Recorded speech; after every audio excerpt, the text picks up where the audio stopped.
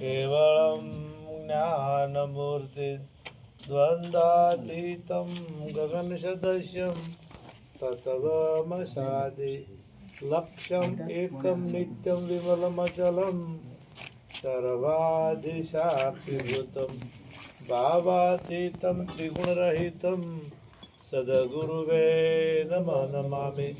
सद्गुरु महाराज की जय। सद्गुरु सीताराम बाबा की जय। पधारेला हरि गुरु संत की जय। कृष्ण कन्हैया लाल की जय।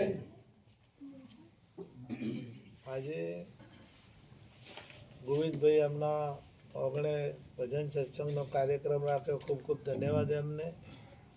અને આ સંતો કહે છે કે ભાગ્ય વગર મળતું નથી, ભાગ્ય ઇનકો મિલે નહીં ભલી વસ્તુ કો ભોગ। ભાગ્યમાં હોય તો સત્સંગ મળતું હોય છે, એ સિવાય મળતું નથી। એની કિંમત તો ઘણી મોટી છે, પરંતુ જગતના જીવોની આગળ એની કિંમત કોઈ નથી। કે આમ જેવી તેવી વસ્તુ નથી। વિચાર કરો કે જે જન્મ મરણ મટાડવાની જેની પાસે દવા હોય એનાથી મોટી દવા બીજી કઈ? એનાથી કોઈ બીજી મોટી દવા નથી। શરીરના રોગો મટાડે વાત બરાબર છે, પણ જન્મ મરણ મટાડવાની કોઈ ડોક્ટરો બીજા વૈજ્ઞાનિક કે એ કોઈ આજ સુધી ત્યાં નથી। અને સંત પાસે જન્મ મરણ મટાડવાની જે દવા છે, રામ નામ કી ઔષધિ ખરા ખંતથી ખાય, અંગ પીડા વ્યાપે નહીં અને મહારોગ મટી જાય।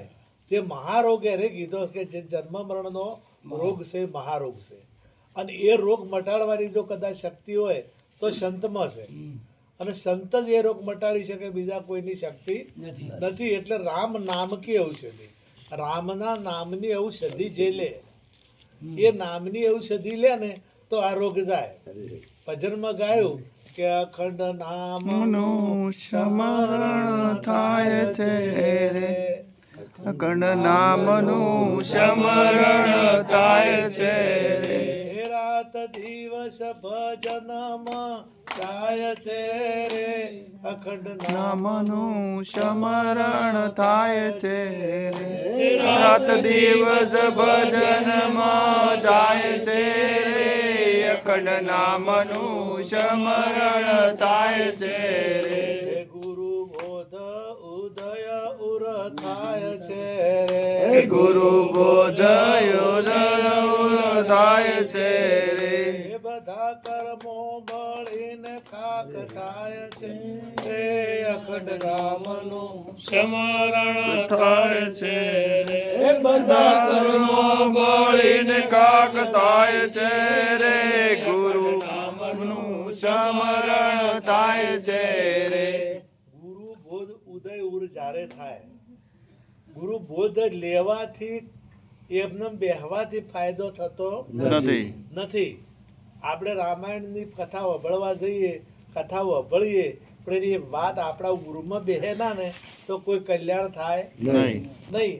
આપણે દવાખાનેથી ગોળીઓ લાવે અને ગોળીઓ છે પેકેટમાં ગુંજામાં રાખે, આપણા ભેળી રાખે, રાતને દાડો ભેળી રાખે તો રોગ મટે ખરો? હે, ગમે એમ આપણે ગુંજામાં બધીને રાખે તો એને લેવી પડે ને, લીધા સિવાય રોગ જાય ના। એમ ગુરુ બોધ ઉદય ઉર થાય છે, જ્યારે ઉદય થાય, જ્યારે પ્રગટ થાય, બોધનું જ્યારે પ્રાગટ્ય થાય તો જન્મ મરણ જાય। અને બીજું શું કીધું કે બધા કર્મો બળીને ખાક થાય છે। તમામ પ્રકારના તમારા કર્મ ગીતા એનો પુરાવો આલે છે કે બધા કર્મો બળી એને ખાખ થઈ જાય છે જ્યારે જ્ઞાન પ્રગટ થાય।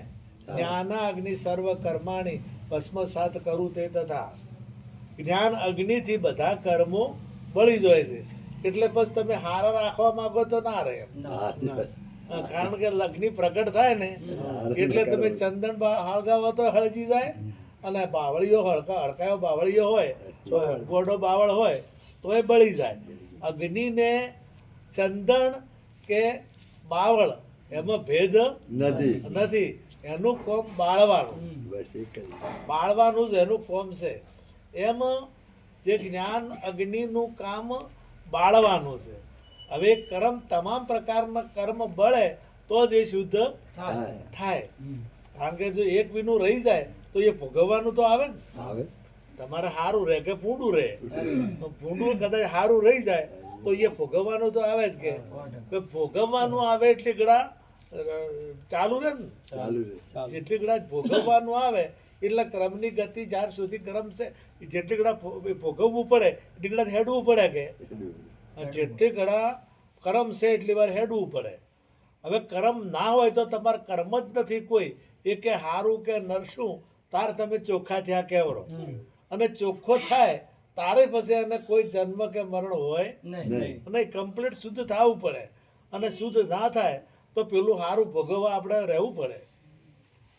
આઈટમ આપણે પેલી જમવા છે ને એટલે જમવા છે એટલે હવે તો બુફે થઈ ગયું ઊભો એટલે ઘણા કહેતા કે હજી સુધી લોબુ લાઈન લગાડેલી હોય અહીંથી પેલું શું કહેવાય સૂપથી ચાલુ થાય એટલે પછી અલગ અલગ આઈટમો એટલે ઘણા એવા હોય કે હજી પેલું સારું બાચી છે એટલે એને એટલા પગલા ભરવા પડે ના ભરવું પડે.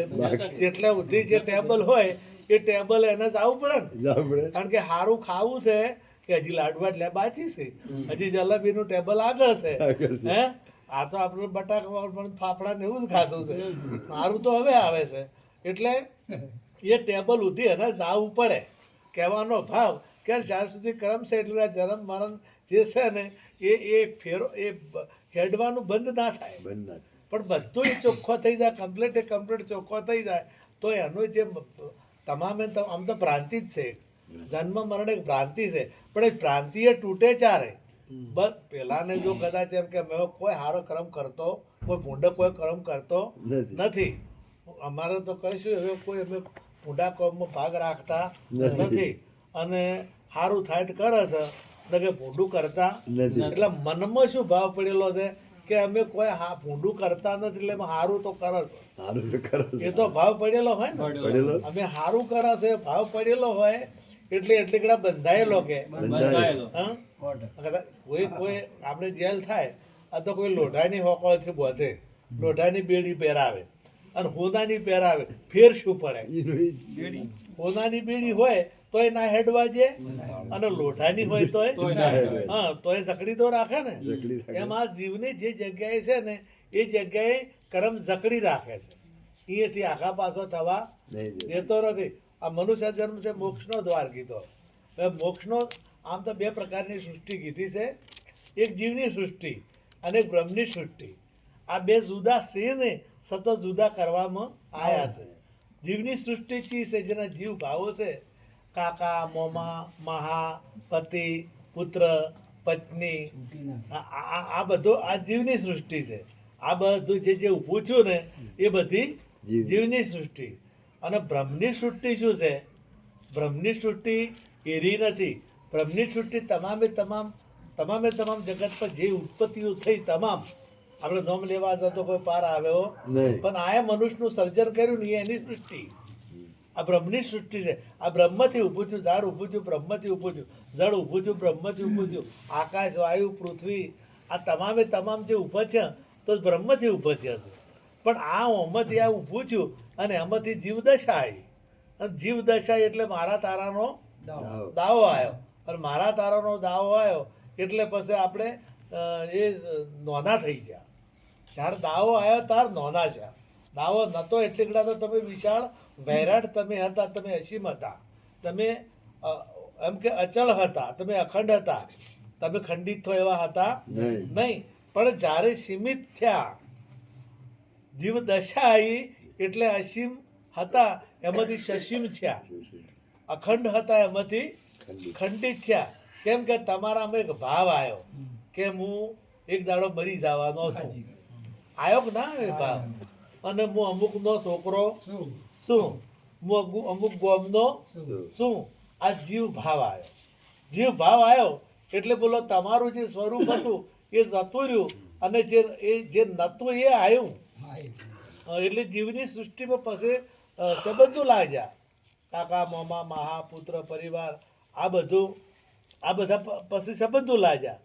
ન કે અભિમન્યુને પૂછવામાં આવ્યું મહાભારતમાં આ દ્રષ્ટિ આવે છે અભિમન્યુ મરી ગયો એટલે કૃષ્ણ અર્જુનજી ઘેર નહોતા એ દાડે. અર્જુનજી ઘેર નહોતા એટલે કૃષ્ણ આયા એટલે રોતા હતા, રાડ કરતા હતા, મારો પુત્ર મારો પુત્ર મારો પુત્ર. એટલે પછી અર્જુનજી કે મને કયો છે તો મને લઈ જાઓ. એટલે લઈ ગયા તો એવું લખેલું છે કે પોપટનો એને શરીર મળ્યું, કે ને અભિમન્યુને પોપટનું શરીર મળ્યું. એટલે આ બેઠો હતો ને અહીંયા લઈને અર્જુનજીને ગયા. એટલે અર્જુનજી પેલા રોતા હતા કે મારો પુત્ર આ જનાવર થઈ ગયો. એટલે પેલો કે તું મારે 7 વખત આવ્યો તો હું રડતો નથી, તું 7 વખત મારો છોકરો થયો છે તો એ હું રડતો નથી, અને હું 1 વખત તારો છોકરો થયો છું એમાં તું રડે છે. એટલે આ મોહ થયો, આ હતું નહીં પણ મોહ થયો ને મોહ પ્રગટ થયો એટલે આ ભાવ આવ્યો. કારણ કે અર્જુનજીને કે મારો પુત્ર એવો ભાવ આવ્યો, પેલાને ભાવ નહોતો. હું કોઈનો પુત્ર નથી એવો ભાવ નહોતો, હું પુત્ર શું એવો ભાવ નહોતો, અને પેલાને મારો પુત્ર છે એવો ભાવ હતો. હવે તમારો વિચાર, તમે તમારો પોતાનો વિચાર કરો તો તમારો જે મૂળ સ્વરૂપ છે એ કોઈનો પુત્ર નહીં. પાર્વતીને નારદે કીધું સાથે હિમાલયના ઘેર જ્યારે અવતાર લઈ પ્રગટ છે અને શંકર ભગવાનને એમનો લગ્ન કરવા હતા. એટલે નારદજીએ કીધું કે તમે આવાન શું મોયા, તમને બીજો કોઈ ના મળ્યો કે એને તો ગોત્ર જ નથી, અને ગોત્ર વગરના ના પરણાય, અને એને કુળ નથી, એને કુળ વગરના ના પરણાય. આપણે કોક જુઓ તો ફાધર જ ના પૂછે કે એનું કુળ શું છે, ક્યારે નોગો છે. કુળ જુએ પેલું. અને બીજું કુળ તો નથી પણ એને મા બાપે નથી, એને મા બાપે નથી. અંદર આપણે કોઈક મા બાપ વગર નથી કે મા બાપ નથી, આપણે એવા ના પરણાવે, આપણે આગળ ના થાય, નથી બાપે નથી, અને શું કરશે એ. એટલે મા બાપ વગરનું આપણે પાસ કરતા નથી, કુળ વગરનું હોય પાસ કરતા નથી. ગોતરમાં લગ્ન કરીને આવે ને તો બધે ગોત્ર જ રોધે, ખબર છે હે? ગોત્રે આમ તો શીરો હોય પણ એ શું કે તમારે શીખ રિવાજ છે કે નથી, અમારે છે ગોત્ર જ રહે. મેં કીધું આર્યું શું કામ કરે કે પેલી બીજી વહુ આવે ને એ બીજા કુળની છે, આ ચૌહાણની છે ને એટલે આપણે પરમારસમાં એટલે કુળમાં આવે રહી ખવરામાં, એટલે એમાં ગોતરમાં આવે, આ ગોતરમાં ખવરાહાટ આવે રહી. પણ તો એ વિધિઓ આ ગોતરમાં નથી તો એ લાવે, અને પછી શું થાય કે શી ગોતર ગોતર આ ગોતરમાં થાય શું કહેવાય ભાઈ શી ગોતર. એની ગોતર એને કીધી છે તો હું એને બિહારી કીધું ઠંડોય કે આરી શિવ ગોતર, આ શિવ ગોતર, આ શિવ ગોતર, આ ઓણવટી ના પલોણા વટી, આ બાળ શિગોતર ને આર્યું પલોણું શિગોતર. એટલે બાળ શિગોતર, આ જે બાળ શિગોતર કેમ કહેવાય, નાનું બાળક આવે તારે કરે એટલે એને ગોતરમાં લે, બરોબર. અને વહુ નવી આવે તો એને ગોતરમાં લે, એટલે પેલું મોટું શિગોતર ના બાળ શિગોતર. હવે મને જો આવડા પાટે લઈ જશે બધા. એટલે આ તારે કે આવા ગોત્ર વગરના ના પરણાય. એટલે પેલાને કીધું કે હવે તમે સંત છો એટલે મારે કોઈ વધારે કહેવરાય નહીં, તમે જાળવીને જતા રહો. કારણ કે મારે એ જેને મા બાપ નથી એને જ પરણવું છે, અને જેને કુળ નથી ને એને જ પરણવું છે. કે કેમ એમ કે મા બાપ વાળો હોય તો મરી જાય, બાપ વાળો હોય મરી જાય, કુળ વાળો હોય મરી જાય, પણ જેને કુળ નથી એ મરે ના. જેને ગોત્ર નથી, જેને કુળ નથી, જેને મા બાપ નથી એ મરે. શંકરને મા બાપ ખરા? હા, શંકરને મા બાપ નથી.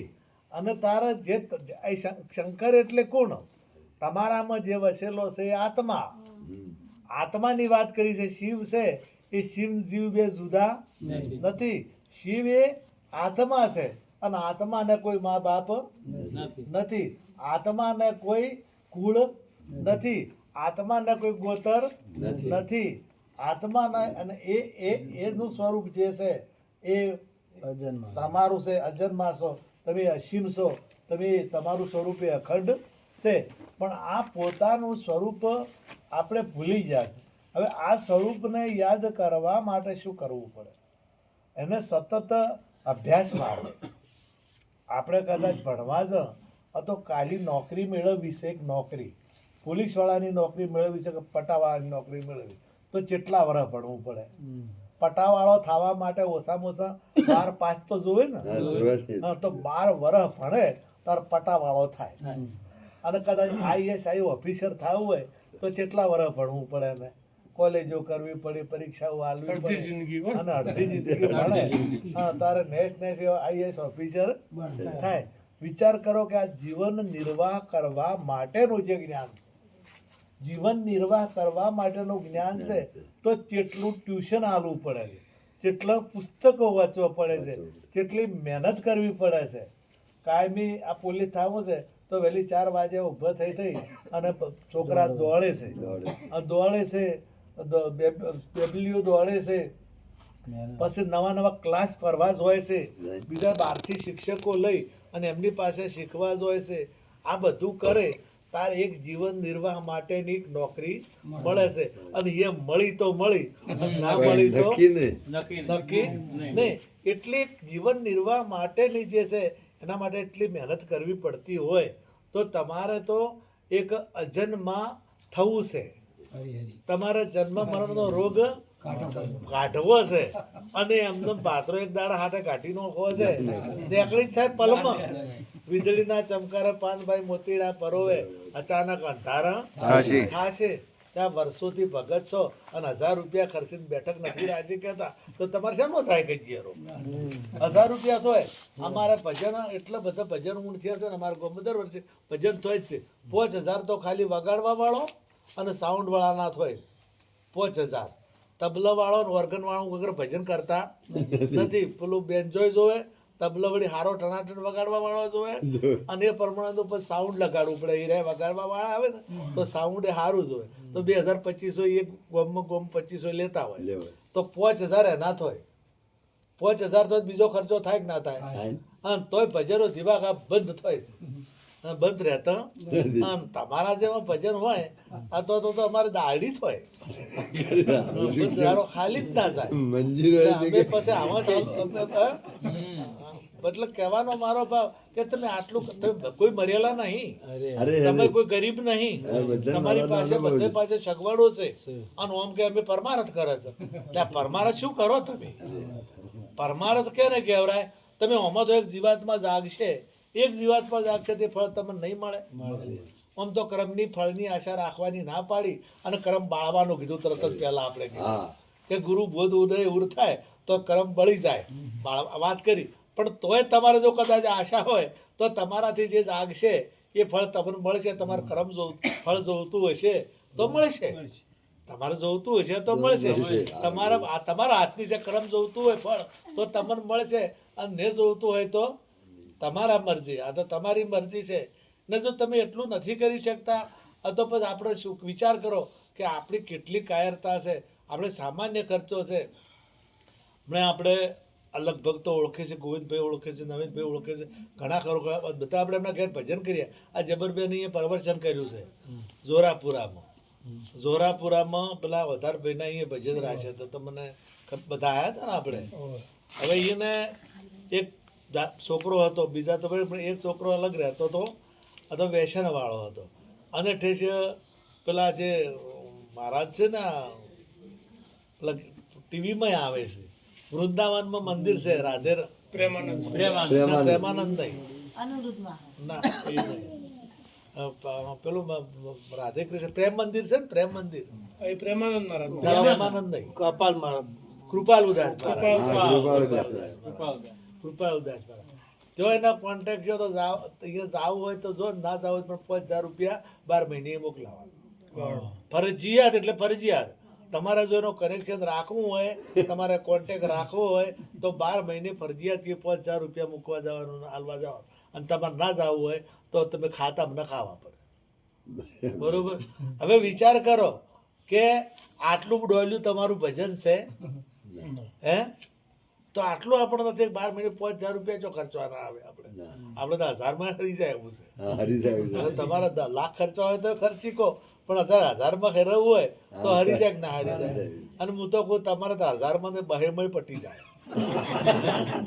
મારે જો પટાવવું હોય તો બહેર પટી જાય કે નવીનભાઈ ની શીખલી આવે કિલો અને મોય 500 ગ્રામ સાકર નોખા અને કદાચ 100 ગ્રામ ચાસ હોય 100 ગ્રામ ચાસ હોય અને ખોટ જેટલી જોવે કદાચ 500 ગ્રામ કેટલા બટેકો એટલે આપણું આ જે વપરાય છે એ ઉત્તમમાં ઉત્તમ જે માર્ગ છે એમાં વપરાય છે. ઉત્તમમાં ઉત્તમ કહો તો આખા વિશ્વની અંદર તમે ગમે એટલું કરો તો ઉત્તમમાં ઉત્તમ હોના સિવાય બીજો કોઈ માર્ગ નથી. અને સહેલામાં સહેલો માર્ગ જોવા ને તો એ કોઈ હોના જેવો તો અને સસ્તામાં સસ્તા હોય તો આપણા સંતો આપણા સંતો સિવાય તમે બીજા મોટા મોટા મંડલેશ્વરો લાવો એક હાથા એક હાથા લાવો એટલે જે તમને જે મળ્યું છે ને આપણને જે મળ્યું છે ને એ બધી રીતે સહેલામાં સહેલું મળ્યું છે. બધી રીતે જે મળ્યું ને એના જેવું સહેલું બીજું કોઈ મેં તો ઘણો બધો સર્વે કર્યો ઘણો બધો ફર્યો ઘણું બધું જોયું પણ આપણા જેવું હોલ્યું બીજું કોઈ માર્ગ છે નહીં. આપણે જેટલે આપણે ભાગ્યશાળી તો છીએ જ અને એ તમારો તમે કોઈ નહીં કરો તો તમે મરો એવા નહીં પણ આજે જે પ્રાંતિ પેહી છે એ કાઢવા માટે મહેનત તો કરવી પડશે એ સિવાય મેળ આવશે નહીં. એટલે મને તાજું રાખવા માટે ઓના માટે આ બધી મહેનતો છે આપણે અને આ મહેનતો નહીં હોય તો પાછું ના કીધું કે કાટ વળે શિયાટો વળે એટલે કાયરતા આવે આપણામાં કાયરતા આવે અને આ શું આવ્યું છે કાયરતા આવી કે અને કાયરતા આવી એટલે પછી થોડે શું થાય કે હવે નથી જાવ એટલે તમને કોઈક આમંત્રણ આલે ને લોબા દાડા થઈ ગયો ને એટલે આમંત્રણ આલે તો ગમે તે બોનું કાઢે કે શરદીશી છે એમ કરીને ના જ આ મારો જાત અનુભવ છે મારો પોતાનો આમ કેમ કહીને ઊંઘે કરો પછી વાળો પાછો બીજા દાડે ભગત મળે એટલે કે આલા ફેરે કહેતું હો મને આલા ફેરે નથી આવડું પણ આ ફેરે આવ્યો અને ફેરે એનું એ બોનું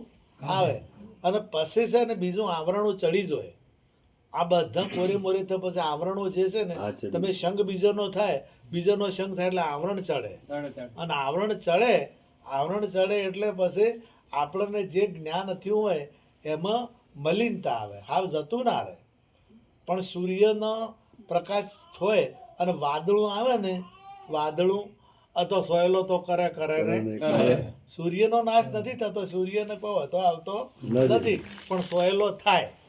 એટલે આપણે જો કદાચ કહારામાં ફેર પડે તો આ પછી ભૂમિકાએ જતા રહે એને કોઈ કરવાની જરૂર નથી પરંતુ જે જતા રહ્યા છે એ જ કરે છે જે ભૂમિકા એ છે ને એ જ કરે છે અને જે નથી ભૂમિકા એ કરતા નથી. એટલે મહેનતની જરૂર છે કે તમને તો તમારી પાસે જ્ઞાન તો અઢળક છે નથી એવું નથી તમે બધા સમજી લેજો કોઈ સમજ્યા વગર ના છો તમને ખબર છે કે અમે મારે એવા નથી તોય બીક લાગે છે બધે નહીં ખબર કે અમે મારે એવા નહીં તોય નથી બીક લાગતી કેમ કે કહારો છે તમારો ભાવ એ આવ્યો ભલે બોલો છો અમને કીધું કે અખંડ નામનું સ્મરણ થાય છે રાત દિવસ ભજનમાં જાય છે એનો ભાવ એવો થવો જોઈએ. તમારો જે અખંડ નામનું સ્મરણ એટલે તમે જે કંઈ બોલો એ બધું નામ જ છે ને. તમે જે કંઈ બોલો હું તો કોઈ ખોડ કહતો હોય નોમ છે તમે ખેતરમાં જઈને ભેંસ કહતો હોય નોમ બધું નોમ જ છે ને અને નોમ કોઈ જુદો નથી નામ માત્ર એક જ છે. હવે એક નામ છે તો તમે બોલો તો એ સ્મરણ થાય કે ના થાય પણ ભાવમાં નથી. ભાવમાં ભેંસ છે ભાવમાં ખોડ છે ભાવમાં કૂતરી છે ભાવમાં મેલડી છે ભાવમાં ઝાપડી છે ભાવમાં ઠાકોર છે ભાવમાં પટેલ છે ભાવમાં વર્ણો છે. આ ભાવમાં બધું પડેલું છે વાસ્તવિકમાં છે નહીં. વાસ્તવિક જો કદાચ તમારી જોવા જો તો તમારા સ્વરૂપમાં રહી અને તમે હોમી નજર કરો તો બીજું છે હા બીજો નથી. તો ભાવ તમે જે બોલો છો જે તમારામાં જે ભાવ આવી જાય તો તમારે કંઈ કરવાની જરૂર હતી અને તમારો ભાવ એ પરમો તારો ભાવ ભગવાન બની જશે. સમજણ તો જડીબુટી છે મળશે સદગુરુની પાસે. ભાવ એવો આવવો જોઈએ. એક વાણીઓ એટલે રોજ ભગવાનને પ્રાર્થના કરે કે ભગવાન મારા 100 રૂપિયાની જરૂર છે, 100 રૂપિયા મને આજ રોજ પ્રાર્થના કરે, રોજ સવાર દાડે જેટલા ટાઈમ મળે એટલા ટાઈમ પ્રાર્થના કરે કે મને 100 રૂપિયા 100 રૂપિયા, અને પ્રભુ આલે તો 100 રૂપિયા જ આલજે, 1 રૂપિયો ઓછો લેવો નહીં, 1 પૈસો ઓછો નહીં, 100 એટલે 100 પૂરા, અને જો 1 પૈસો ઓછો આલે તો હું લેવો નહીં. એટલે જો તારે હાલવા હોય તો 100 રૂપિયા પૂરા આલજે. હવે બાજુમાં એક ભાઈ બીજો રહે, એટલે રોજ આર્યો હભળે, એટલે કે આર્યો કહે છે હાસું કહે છે જૂઠું પારખા કરવા છે, એટલે એની 99 રૂપિયાની પોટકી બોજી અને મેલી રૂપાલી 99 રૂપિયાની પોટકી બોજી મેલી. એટલે પેલા લીધું કે ભગવાને હાલ્યા તો ખરા હો, અને 16 ગણ્યા 99 ને એકલ્યા. ભગવાન તારો ન્યાય એટલે ન્યાય, તે 100 રૂપિયા પૂરા આલ્યા, રૂમાલનો રૂપિયો લીધો રહો,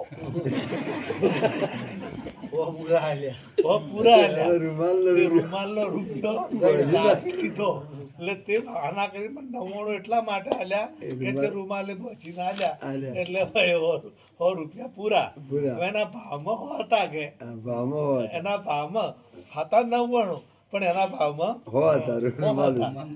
હોમસી લીધા ને એને કદાચ એને કીધું કે પૂરા 99 નહીં, આ તો ક્ષેત્રે બોજેલું છે, પણ એને તો એને રૂપિયો એનો ગણ્યો. એટલે તમારા ભાવમાં જો હશે, તમારા ભાવમાં હશે તો કોઈ વધો આવે એવો નથી, અને ભાવમાં લાવવા માટે આ મહેનત છે. આપણો ભાવ ભગવાન ત્યારે બને કે જ્યારે આપણી સતત મહેનત હોય, સતત, અને અખંડ નામનું સ્મરણ, એને કહેવાય કે આપણો ભાવ ભગવાન બની જાય.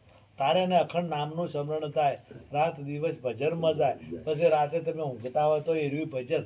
તમારે એના માટે મંત્ર ન કરવા પડે, તમારે એના માટે માળા ના ફેરવવી પડે, તમારે એના માટે કંઈ પણ કરવું ના પડે. હલતો ફરતો ફરતો ત્યાં ધણીનું ધરતો. અને એક સહેજ સમાધિ કીધી છે, સહેજ સમાધિ, કે તમે જે નજર કરો એ તમારો ભાવ હોય તે ભગવાન દેખાય. અને ગુરુ મહારાજે એવું જ આલ્યું છે ને, જાગીને જવું તો જગત દિશે નહીં, ઊંઘમાં અટપટા ભેદ ભાષે. આવું હવે ભગવાને તો આપણે જ્ઞાન આલ્યું, ગુરુ મહારાજ આપણને એવું જ્ઞાન આલ્યું છે, પણ તોય આપણને બીજું ત્રીજું દેખાઈ જાય છે. આપણને બીજું ત્રીજું દેખાય છે એટલે આપણી મહેનત કાચી છે. આપણે જો કદાચ કંઈક બીજું દેખાતું હોય તો આપણી મહેનત કાચી છે. પણ વિવેક તો જરૂરી છે. પાછો એમાંય પાછો હડકાયો કૂતરો હોય ને તો જય ગુરુ મહારાજ ના કરવરાય. એમ કે જો કદાચ વિવેક એ ભગવાનનું સ્વરૂપ તો છે જ, ભગવાનનું સ્વરૂપ તો એ વાત ખોટી નથી, પણ એમાં દુર્ગુણ આવ્યો છે. હા, દુર્ગુણ છે. ભગવાને રાક્ષસોને માર્યા છે કે એના સ્વરૂપ જ હતું, બીજું કોઈ હતું. પણ શેના માટે છે? ભગવાને જે રાક્ષસોને હણ્યા ને એ હાવખે મારી નથી નોશા. તમે જે રાક્ષસ તમે જોજો, સિરિયલો જોજો, જે મહાભારત વાંચો, જે આપણે ભાગવતમાં જે રાક્ષસને માર્યો એ મારતા પેલું બીજું સ્વરૂપ એની લીધું કે મને હરાપ હતો અને હું હાર્યો થઈ ગયો હતો. અને એક વરદાન હતું કે જ્યારે કૃષ્ણ અવતાર લેશે અને કૃષ્ણ મને પેલો કાળી નાગને મોં પડ્યો, એટલે કે જ્યારે કૃષ્ણ આવશે ને નાચશે તારા મૂળ સ્વરૂપમાં આવ્યો. એટલે શું કાઢ્યું છે એનામાં? જે ઉદ્ધાર જેનું નહોતું પહેરી ગયું હતું ને એ કાઢ્યું. એટલે આપણે ગુરુ મહારાજ શું કરે છે? એ કાઢે છે. એમ કદાચ પેલું બીજું હોય તો એને આવરણને લઈ અને એનો પહેરી ગયું છે બીજું, તો એને લઈને આને એમને શેઠું રહેવું પડે. છે તો એનું જ સ્વરૂપ, કારણ કે ભગવાન બધા સ્વરૂપમાં આવે. જે આ બધા સ્વરૂપો ક્યાં છે? આમ તો કીડી મેં તો નાનો લાગે, હાથી મેં તો મોટો પીવું, બને બાવત ઉપર બેઠો ઢાંકણ વાળો તું નહોતું. આ એનો એ છે, આંકવા વાળો એ, રોવા વાળો એ, ધબરા વાળો એ, ચોરી કરવા વાળો એ, અને પકડવા વાળો એનો એ છે. પરંતુ આપણો ભાવ પલટાય ત્યારે આપણી મહેનત હશે, આપણી ઘસારો હશે. અને તમારે તો અહીંયા વાગડોદમાં ઘણા સંતોએ પહેલાં આવ્યા છે, અત્યારે સંતો છે ગામમાં અને આવે છે બહારથી, અને ભક્તોય ગણાય છે. અને આખો શિયાળો તો ભજનનો છે જ. આ શિયાળો છે ને એ ભજનનો છે. શિયાળામાં જેટલા ભજન થાય એટલા અમારે લગભગ આખો શિયાળામાં નવરાઈ રહી નહીં. આખો શિયાળો લગભગ કોક જ દાડો ચોક ખાલી ગયો હોય છે. આ હમણાં ખાલી આ 4-5 દાડાથી આ નવરાઈ હશે, અઠવાડિયાથી લગભગ. નકર કાયમી ભજન. એટલે શિયાળો તો ભજનનો છે જ. એટલે તમે આ તમારા માટે આ બીજું કોઈના માટે કરતા નથી. આપણા ઘેર શા માટે આપણે કરીએ છીએ કે આપણા બાળકોમાં સંસ્કાર આવે, આપણા પરિવારમાં સંસ્કાર આવે, આપણા પરિવારમાં જિજ્ઞાસા જાગે. આપણા નાના બાળકોએ આ ઓભળે, આપણો ઓભળે, કદાચ નવી વહુ આવી હોય તો એ પણ ઓભળે, અને આપણા બાળકો પણ નાના હોય તો એ પણ ઓભળે, તો એની અસર એને થાય ને 100% થવાની છે. એટલે ફેર પડશે ને પડશે 100%. એટલે ઘેર રાખવાનું કારણ આર્યું છે. તમે ઘેર રાખો તો પરિવાર માટે, પોતાના માટે રાખો છો, બીજાના કોઈ માટે રાખતા. તમે 5000 ખર્ચો તો તમારા માટે, તમે 10,000 ખર્ચો તો તમારા માટે, અને નહીં ખર્ચો તો તમારા માટે. ના પેલા ના તો એમ છે, પેલા એક જણે બંગલો બનાવ્યો, નવો બંગલો તેજાભાઈ બનાવ્યો, એટલે ગોવા લઈ ગયો. એટલે પેલા હવે તો નવા અલગ અલગ પ્રકારના હોય કે, એટલે એકમાં ચાલુ કરે ગરમ પાણી આવ્યું, એટલે બીજામાં ચાલુ કર્યો તો ઠંડુ આવ્યું, અને એકને ચાલુ કર્યો ના આવ્યું. તો પેલો કે છે મોહમ્મદથી આવતું કે ના હોય ના